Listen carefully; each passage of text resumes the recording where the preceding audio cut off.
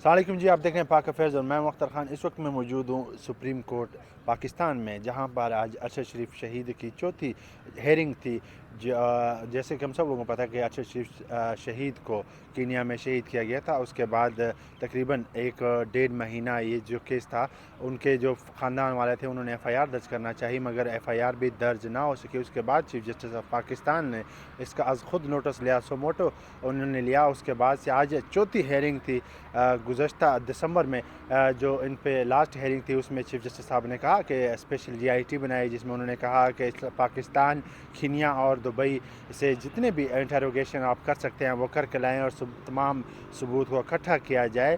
تو دسمبر سے لے کر ابھی تک آج جو چوتھی ہیرنگ تھی، تیسری ہیرنگ سے لے کر ابھی تک جو اسپیشل جی آئی ٹی تھی، انہوں نے جو رپورٹ پیش کی، انہوں نے اس میں کہا کہ موسٹ آف جتنے ہم نے انٹرویو کیے ہیں، تقریباً ہم نے وہ پاکستان میں اپنی انٹروگیشن کمپلیٹ کر چکے ہیں۔ ابھی تو جس پر چیف جسٹس صاحب نے برہمی کا اظہار بھی کیا، انہوں نے کہا کہ ابھی تک آپ نے مطلب کہ پورے انٹروگیشن نہیں کی ہے، ابھی تک کچھ رہتے ہیں لوگ، تو آپ ایسا کریں کہ جلد از جلد اس کی انویسٹیگیشن کمپلیٹ کریں۔ تو ابھی اسپیشل جی آئی ٹی کی جانب سے یہ کہا گیا چیف جسٹس صاحب کو کہ ہم نے کینین حکام سے رابطہ کیا۔ ان کا یہ کہنا تھا کہ ہمارے جن لوگوں سے آپ لوگ انٹروگیشن کرو گے، جن لوگوں سے انویسٹیگیشن کرو گے، وہ سب لوگ اس وقت کرسمس کی چھٹیوں پر ہیں، 15 جنوری کے بعد سے ہی وہ اویلیبل ہوں گے۔ تو چیف جسٹس صاحب نے کہا کہ 15 جنوری کے بعد سے آپ لوگ اپنی انویسٹیگیشن جو ہے اس کو دوبارہ کینیا اور دبئی میں جا کے اس کو پروسیڈ کریں، تاکہ اس کو جلد از جلد وائنڈ اپ کریں۔ اور اب فروری کے فرسٹ ویک تک یہ جو ہیرنگ ہے اس کو پوسٹ پون کر دیا گیا ہے۔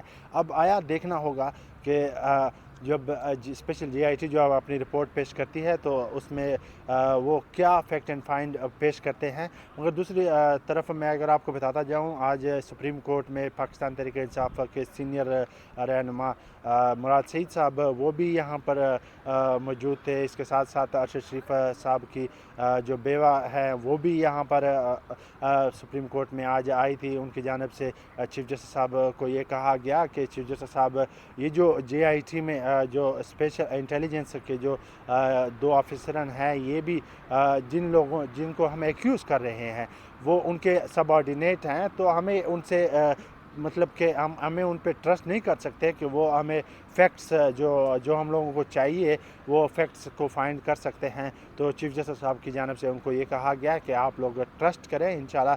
سم ٹائم یہ ہوتا ہے کہ جو چھوٹے جو نیچے رینک کے جو آفیسرز ہوتے ہیں وہ بڑے کام کر جاتے ہیں۔ تو چیف جسٹس صاحب کی جانب سے یہ کہا کہ آپ ٹرسٹ کریں، انشاءاللہ سب بہتر ہوگا۔ اب دیکھنا ہوگا کہ فروری کے پہلے مہینے جب اس کی 5ویں ہیرنگ ہوگی تو اس پہ کیا